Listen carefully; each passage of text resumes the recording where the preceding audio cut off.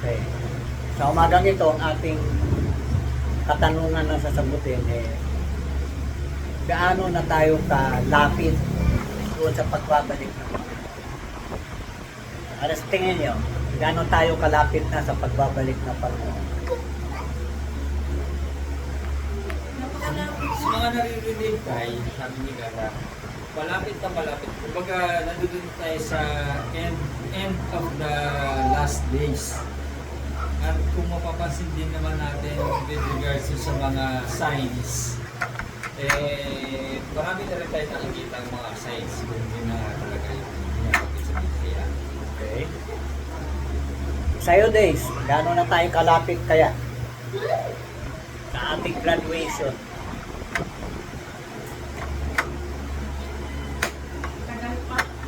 Tagal pa ba? Ikaw, Ann, tingin mo. Ann.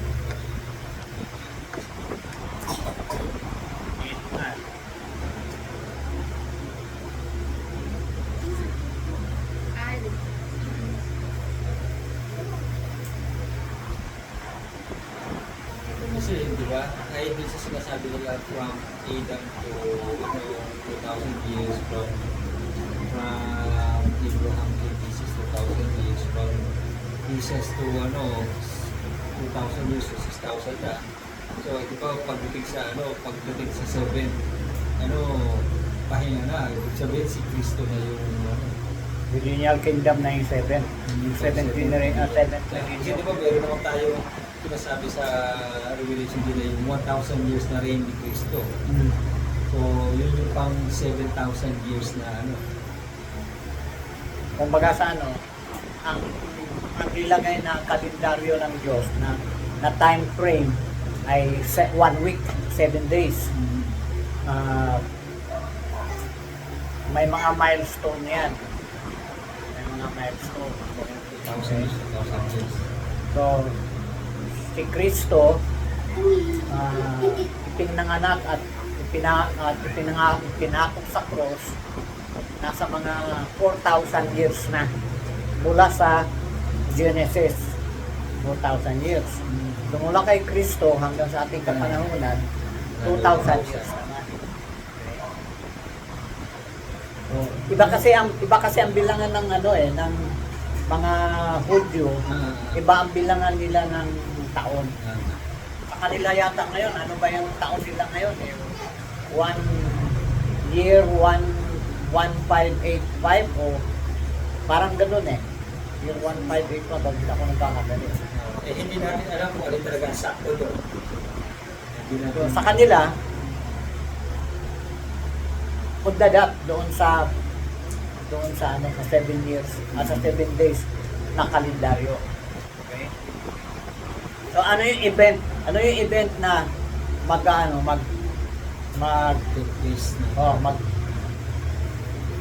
kumbaga sa magma-milestone doon sa last days talaga sa end times. Ito yung pagbalik ni Kristo. Yung sa Revelation chapter 19, yung bababa sa alapaap. Hindi ba yun tayo yung mag-trigger ba yung pag-call mismo ng Israel as bago sa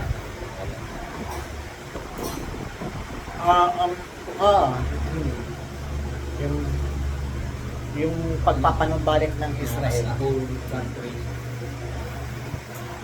Okay? So, para natin matingnan, ano ba talaga, isa-isahin natin yung mga signs na yan.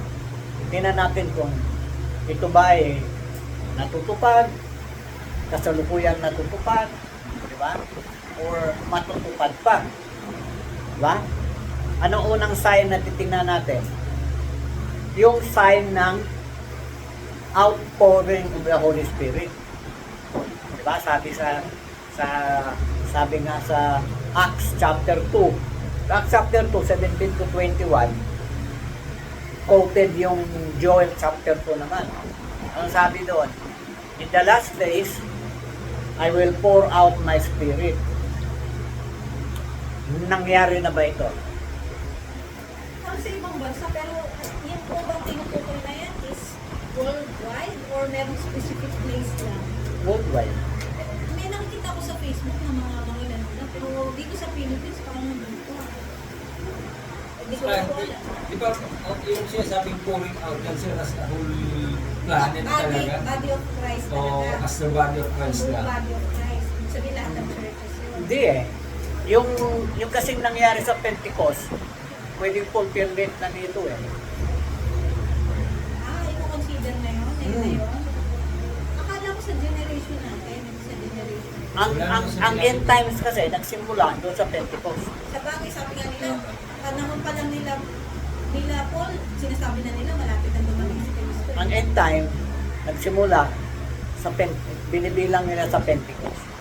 So, ibig sabihin nasa pinaka Dulo na nga. dulo na talaga tayo. Nasa dulong-dulo na tayo ng end time. Times nga sa binabanggit nila. Kasi nga yung 2000 na year period, last 2 days, 7 day na Sa dulo eh. na creation of the earth. Papasok na siya May- sa pang 70. Ando doon na.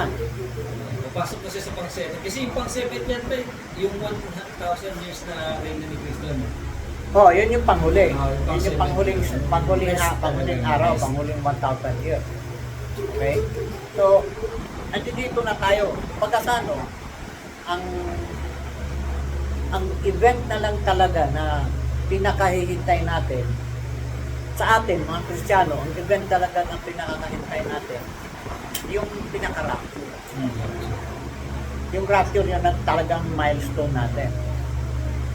Pero yung sinasabi ko na na makakarinig lahat, eh di ba merong, anong kailan ba yun na sinasabi ko na nakapendring na yung pinapakay yung tawag ng prophet? Anong kailan yun?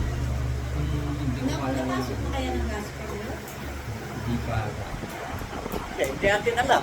Pero hindi ko masabi. Mayroong period talaga na may mag-lead sa kanila.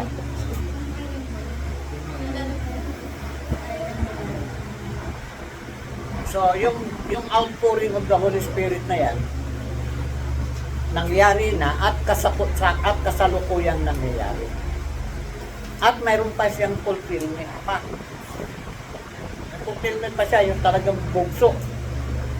Bugso. So, pag tinignan natin yung sign na yan, medyo nangyari na, kasalukuyang nangyayari, at mayroon pang mangyayari. Yung sign na yan. Kaya yun yung unang sign. Pangalawang sign, yung yung restoration of Israel. Dahil nung si Kristo ay nandito pa, lumalakad pa sa daigdig na ito, noong panahon na yon, doon din nabura sa mapa ang Israel. Nabura sa mapa ang Israel noon. Tapos, after 2,000 years, nabuo siya uli. In 1948, nabuo siya uli. So, na-restore. Okay? 1948. Ano yun? Very prophetic yung restoration ng Israel. Pag tininan mo yung analysis ni Jonathan Cahn, tama ba yun, Jonathan Cahn? Eksakto eh. Eksakto yung kanyang pinapakita niya na eksakto sa timetable. Eksakto sa timetable. Kumbaga sa to the day, natutupad ito. To the day, natutupad ito. Pati yung fulfillment ng mga munting prophecy na kaakibat sa restoration ng Israel. Na-fulfill talaga. Okay? Pero, mayroon pa tayong inihintay sa Israel. Yung tinatawag nating gathering or yung tinatawag nating aliyah. Yung mga Israelita, yung mga Hudyo, mag-uuwian sa Israel. Mag-uuwian sa Israel. Now, ito kasalukuyang nangyayari. Kasi di ba nag-start na sila bumalik? Mas grabe ang after noong October 2023 yung sa Hamas bumugso ang nagsisiuwian. Kasi nakita nila na hindi na sila safe Outside. outside of Israel. Di ba? Yung dami mga sa New York, sa ibang bansa, pinaano mga ano, pinipersecute ang mga Hudyo. So, marami nga nagko-contemplate na uwi na. Pero bubugso pa yan. Bubugso pa yan. Isa kasi yan sa ano, sa side. Mag-uuwian ng mga Israelita. Okay? So, yung homecoming, ito ay hinulaan ni Ezekiel sa Ezekiel 36 saka 37. Tapos sabi niya, magiging isa yung Northern Kingdom saka yung Southern Kingdom magiging isa. Okay? And as Israel sa buo. Tapos kasama niyan yung kaligtasan ng Israel. Yan sa Romans chapter 11. Di ba?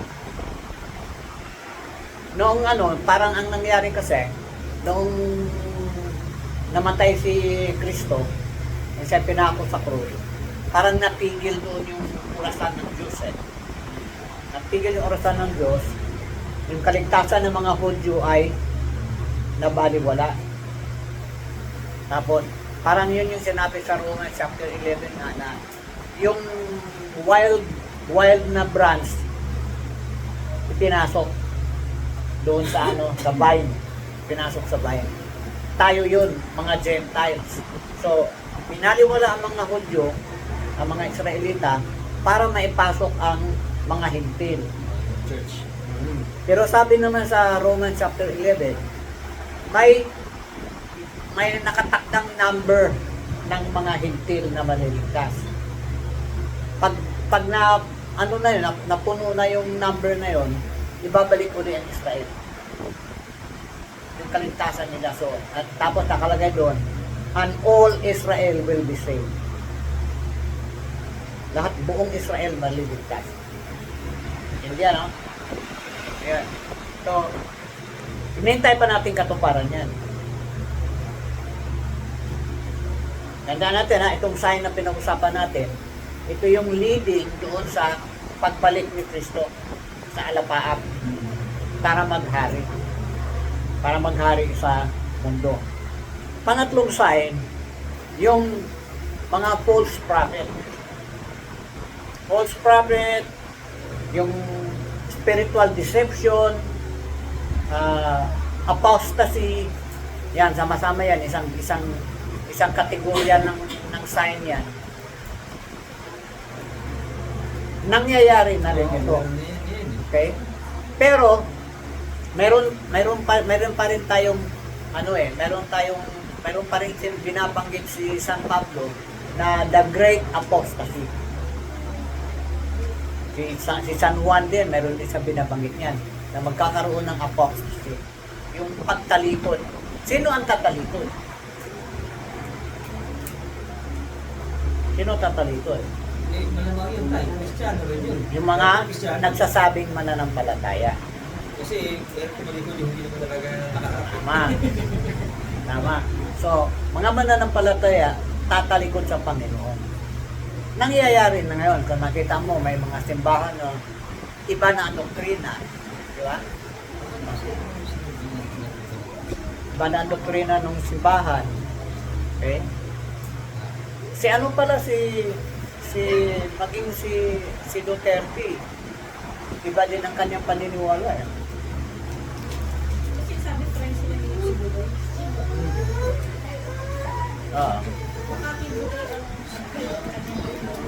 Kanyang malamang, kay Buloy ng kanyang spiritual advisor eh. Yun ang ano niya. So, ang mga malalaking simbahan, lalo na sa state, yung mga membership ng mga milyon-milyon, nagkakahati-hati dahil nga nagkakaroon ng problema sa declaration ng kanilang mga belief. Bawa yung mayroong mga simbahan na kinikilala na yung same-sex marriage, mga ganon. So, mahahati yung timbahan yan. Okay? Ang pinakagrabe diyan kapag tatalikod na talaga kay Kristo. Yung bang sasabihin nila, yun yung sinabi ni Kristo na ano na another one who come in my name, you will receive. Okay? Sabi ni Kristo, ako hindi nyo ako tinanggap, pero another one who come in my name, you will receive. So ito yung the great apostasy. Tatanggapin siya ng mga tao. Maraming mga mananampalataya na maniniwala na itong nagsasabi na siya si Kristo ay kanilang tatanggapin. Okay? So, ngayon nakita natin in connection dito na pinupush na yung one world religion, di ba? Pinupush na marami ng mga nag-i-sponsor, marami nang nagtutulak na ito. So, at marami na rin ang naniniwala. Magtataka ka, no, mga taong sinasabi nila na naniniwala naman kami sa Diyos, pero nadadala sila doon sa mga katuroan na yon. Anong issue? Bakit nadadala doon sa maling katuroan? Mababaw ang foundation. Kulang sa kaalaman. Okay? Mababaw ang kanilang pagkakaalam sa salita ng Diyos. Mababaw na tanim. Ina-assume na alam ko na yan. Lumaki ako sa Sunday school. Alam ko na yan. Okay? O meron naman ibang nagsasabi, hindi, iba ng konteksto ngayon. Di ba? So, kaya pwede natin tanggapin yung same-sex marriage, yung abortion, kasi iba ng konteksto ngayon Di ba? Maaano ka pag tinyanan mo kasi ang mga circumstances, madadala ka rin. Bawa, single mother, hirap na igapang yung kanyang anak. Masisira din ang doktrina mo minsan pag tinignan mo talaga pag ina-analyze mo. Halimbawa, ngayon, ang dami ngayon mga mag-asawang nagbubugan. Di ba? Nagkakahiwalayan. So, kung minsan, maiisip mo, bakit hindi na lang natin payagan mag-divorce? Kaya dumadami yung mga sumasama doon sa kausa na yun.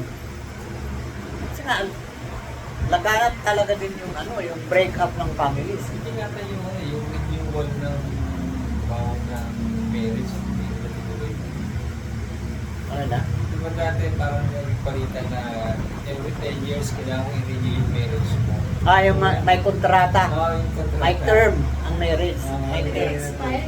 Oo, Nag-expire siya. may Kailangan mo term. siya i-renew. Kailangan i-renew. Pag hindi mo ni-renew, di wala na kayo magkato. Eh, marami na walang pera, kaya di makapagpakasal. Hindi pa kayong magre-renew. Pero sinabi nila dati. every 10 May years proposal yata sa kongreso niyan. May proposal. alam ko, every 10 years siya tayo. Hindi ko afford. Hindi ko na, natanggal na kasal. Ganun every 10 years yata yung binabanggit nila. Saka yung kultura ngayon, ang kultura ngayon, subukan mo na. So, naglilive-in mo na. Trial and error. Trial mo na. Tapos, kung hindi po pwede, punta naman sa ibang partner. So, pinaparami na rin yung mga bata So, spiritually, yung kasama yan sa side. Break up ng families, yung mga tao, yung good, tinatawag na evil, yung evil, tinatawag na good. Yan.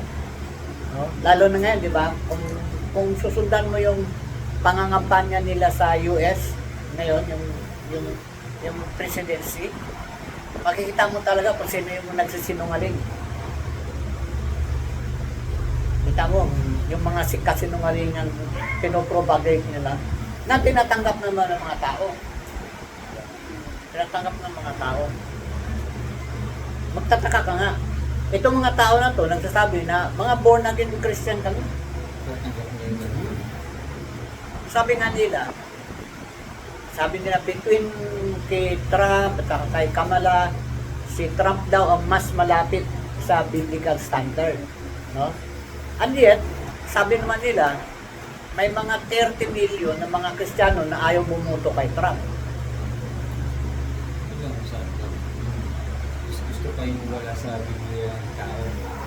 Kaya nga yung ibang mga pastor, talagang nakikiusap nila, huwag kayong mag-abstain o huwag kayong bumuto sa kabila. Bumuto kayo doon sa ano, kung sino yung mas malapit sa ano, sa ating standard. So ang lawlessness naman, hindi lang naman sa mga criminal element. Alam niyo ba, lawlessness, ginagawa din ng mga gobyerno. Ginagawa din ng gobyerno eh. Ang gobyerno mismo,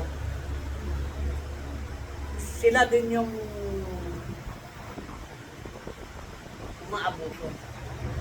Ginagamit yung kapangyarihan para tingnan nyo ngayon yung mga nangyayari ngayon, yung mga pinupulgar ngayon. Kung totoo yan, grabe. Kasunod, increase in wars and conflicts. Ilang gera ngayon ongoing sa buong mundo. Ang nababalita lang, usually, isa. Dalawa lang yung ongoing na malaki, di ba? Pero maraming maliliit. Ang talagang kilalang kilala, dinig na dinig natin, Ukraine versus Russia at saka Israel versus the Arabs. At saka mag-i-increase pa yan. Mag-i-increase pa yan. Magka-climax pa yan, hindi pa siya nagka-climax. Anong climax? Saan pa tayo, di ba? Anong climax niyan? Anong climax ng wars and conflicts? Sa nila, sa Bodo. Hindi. Ang pinaka-climax ng gerang yan, yung parang ang mangyayari kasi, sabi kasi ni Ezekiel, chapter 38, that time, ang Israel ay namamayapa na. Ibig sabihin, payapa na siya. Living in unwalled city. Ibig sabihin, feeling niya secure na siya. So, parang nangyari yan, na-neutralize na niya yung mga bansa na kumakalaban sa kanya.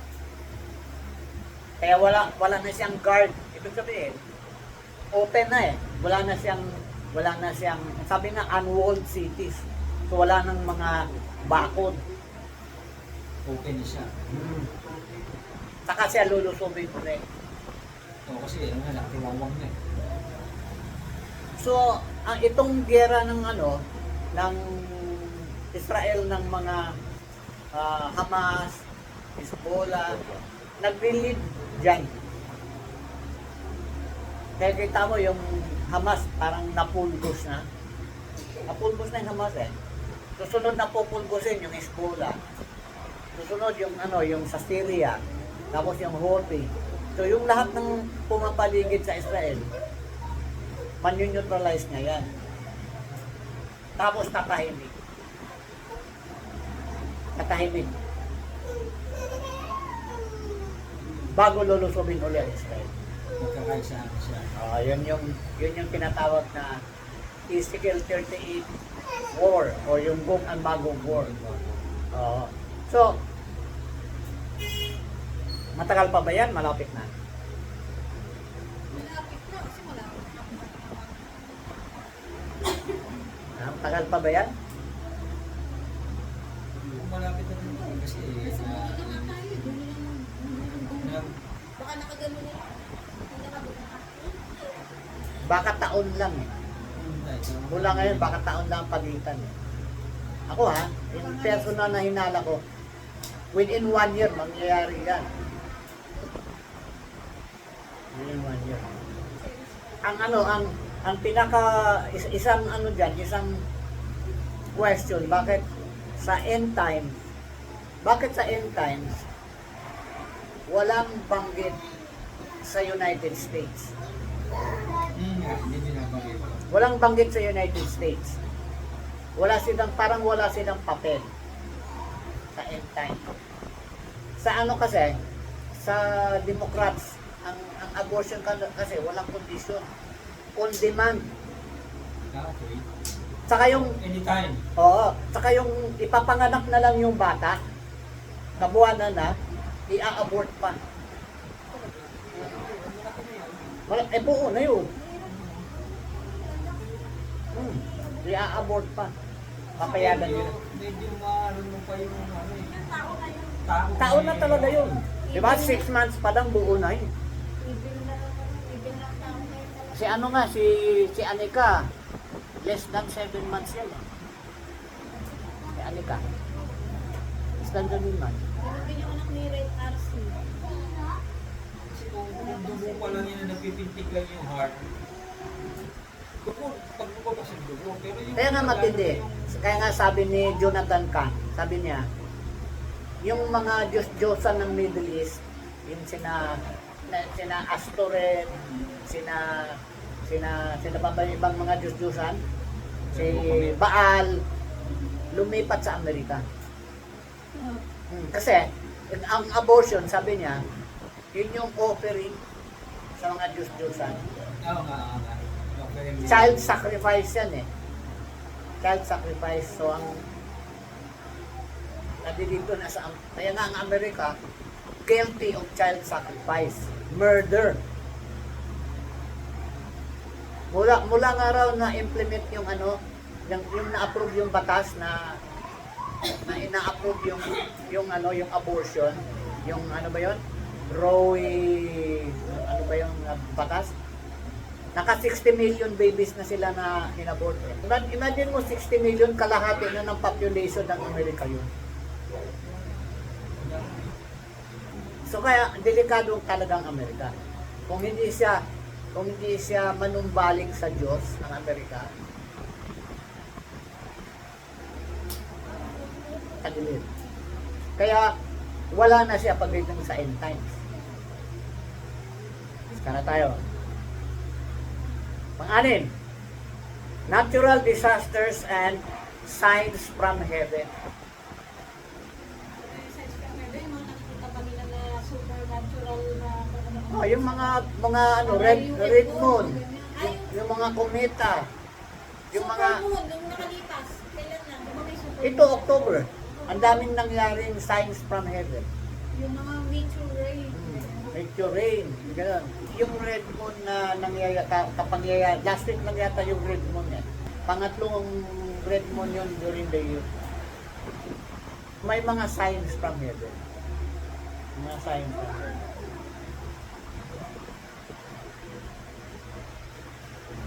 So, nangyayari na yan, ha? Nangyayari na.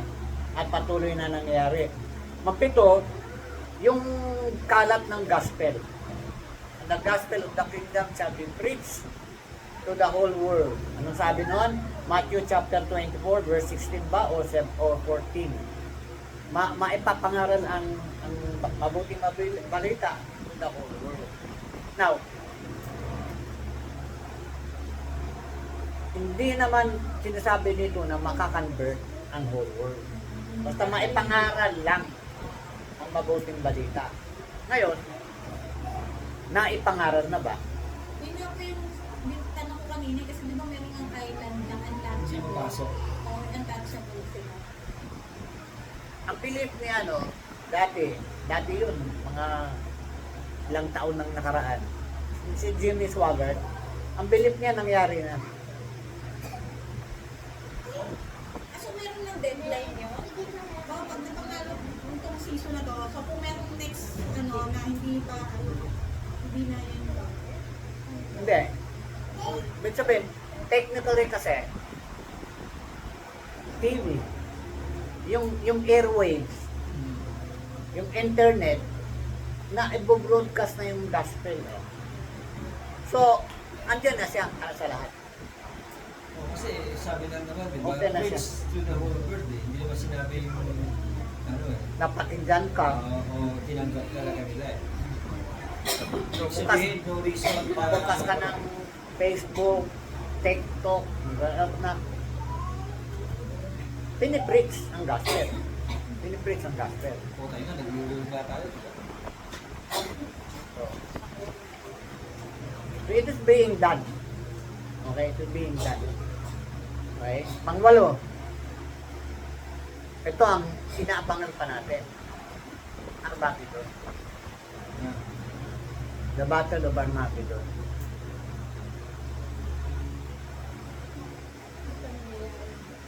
Hindi pa nangyayari. Mangyayari lang kasi ito kapag ang nakaupo na yung Antichrist na. Saka mangyayari yung Armageddon. Hmm.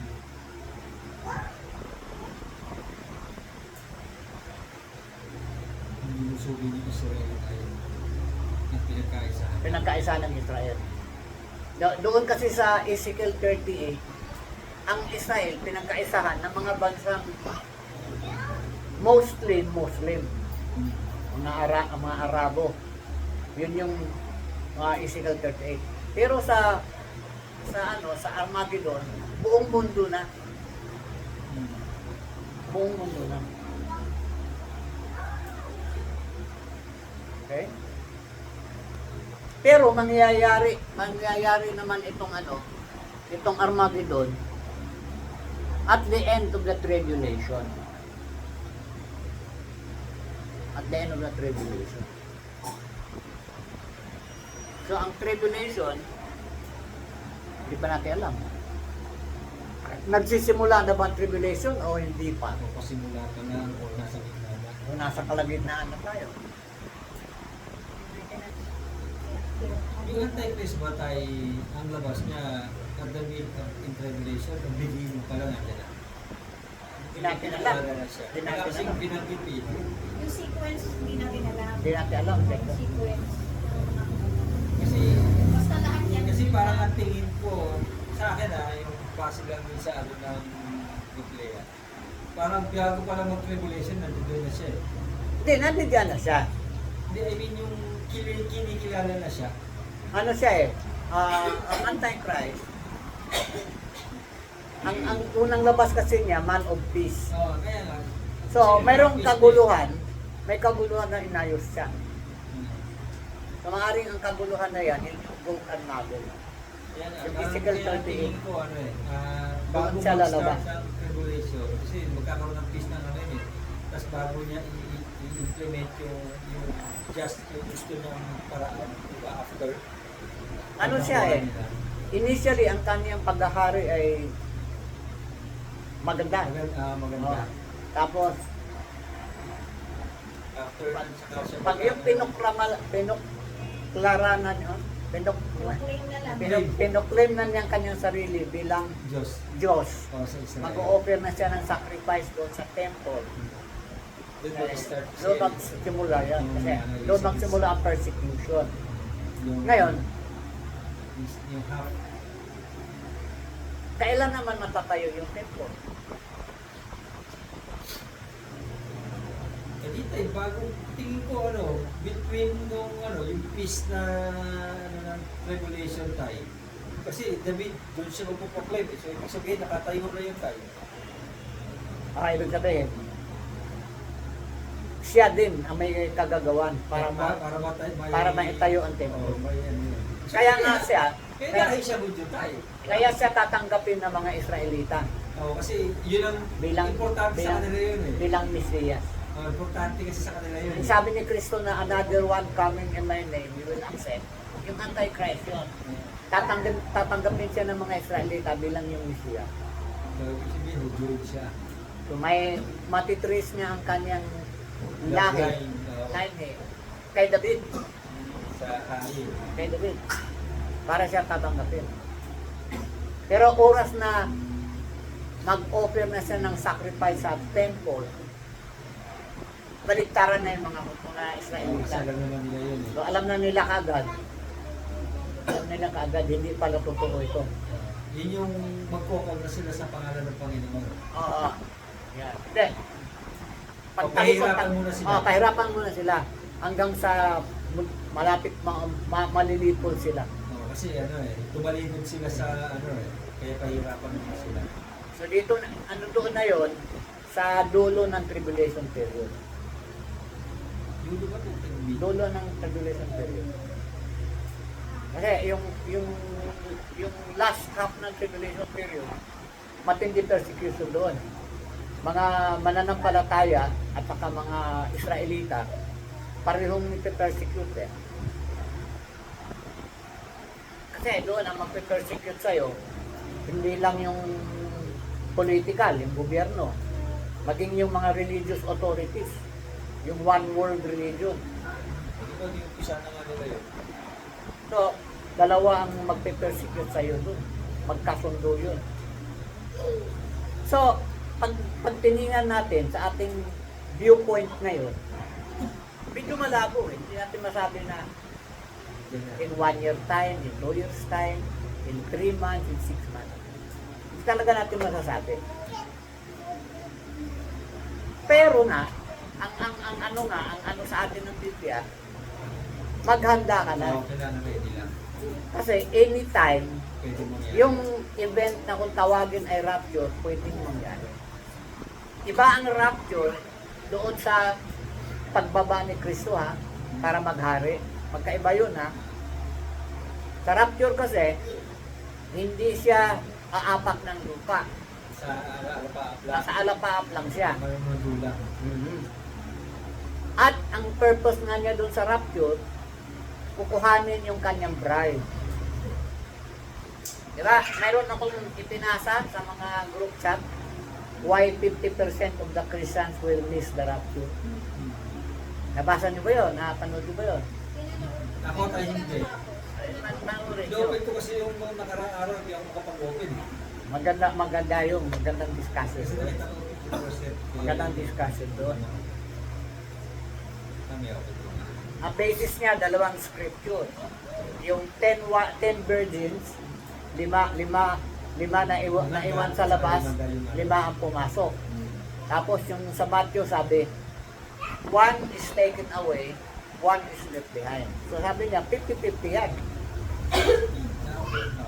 50-50 yan. So, yung papasok, yung pumasok na 5 virgins, saan sila pumasok? Ano yung pinasukan nila? Kasalan. Marriage feast. So, yung kukunin ni Kristo yung kanyang bride para magkaroon ng kasalan. Kasalan ang purpose doon. Tapos pagbalik niya, kasama na yung kanyang bride para yung bride niya, yung reyna at saka siya bilang hari, magre-reign. Magre-reign. So, ibig sabihin pa tayo yung naiwan na naging tapat hanggang huli, yun yung mga ano, na naghirap, nagbusa, naghintay talaga hanggang sa sila umatid sa kasal. Compare sa rapture. Hindi. Ano eh, it's either sasama ka sa rapture o hindi. Hindi nga talaga. Kasi di ba yung kinuha niya sa rapture, yun yung bride. So, di na prepare ng yung bride. Yung bang naiwan na tapat hanggang muli, yun yung attend ng kasal na, kasi bride nandun na eh. So, ito lang yung attend ng kasal. Ang kasalan doon sa langit eh. Ano po? Di ba kasi may mga naiwan, nakukunin niya pa yun eh, bago siya bumalik, di ba? Hindi. O sabay na pagbaba na. Pagsabay na pagbaba niya, wala na siyang babalikan pa. Ang sunod na baba niya, yun yung pagkahari na. So, dito, habang nagkaroon ng persecution, kakaroon ng kasalan doon. So, pahirapan dito, doon naman kasayahan. So yung mga naiwan na nabigyan ng hindi nagpatatak, hindi na sila aakyat, dito na sila magbibigay sa lupa. Oo, kung ma-overcome nila, makalusot sila, sasalubong na lang sila. Sasalubong na lang. So, ibig sabihin tayo ng ano, dito pa lang sa lupa, magbabago na sila kasi siyempre, bababa na yung heaven and earth Hindi pa. for 1,000 years. Hindi pa yung heaven on earth. Hindi pa. Ang heaven on earth after 1,000 years.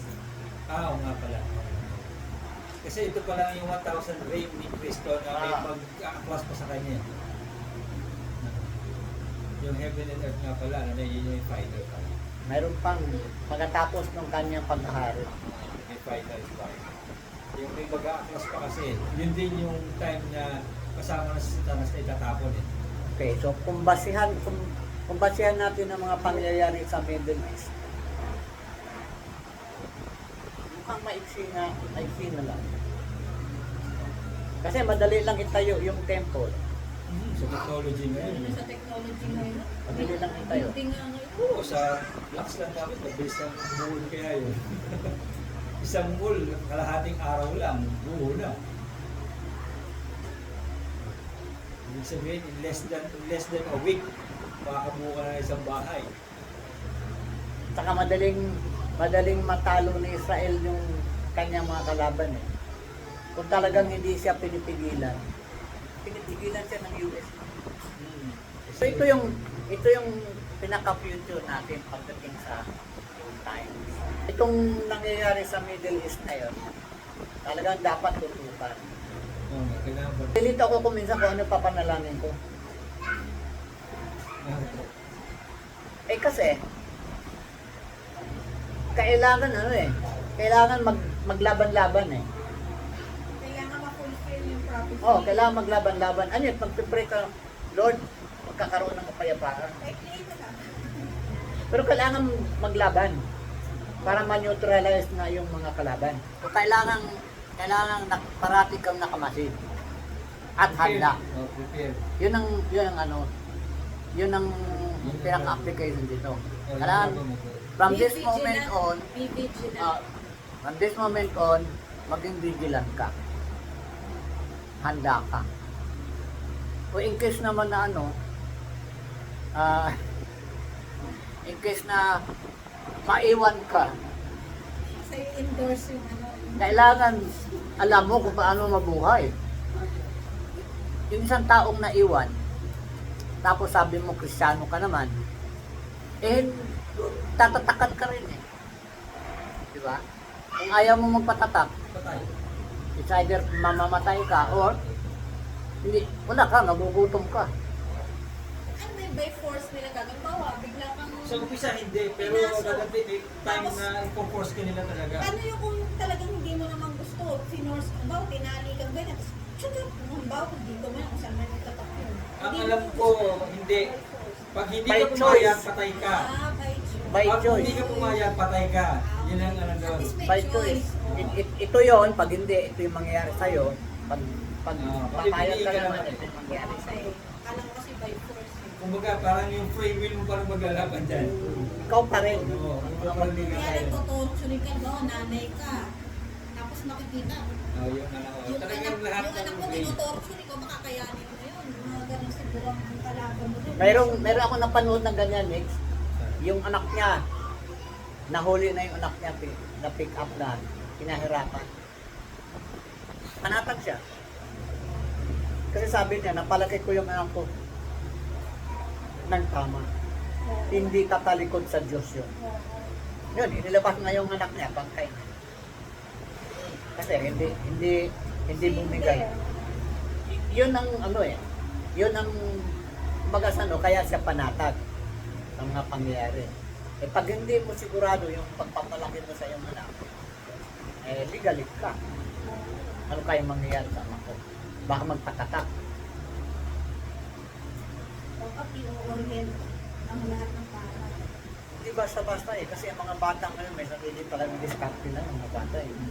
Kaya sabihin mo, oo lang sa'yo, pero Kasi one will be taken, one will be left. Sabi, May maiiwan sa sa dalawang naglalakad sa kalsada, isa May isang maiiwan ng isa.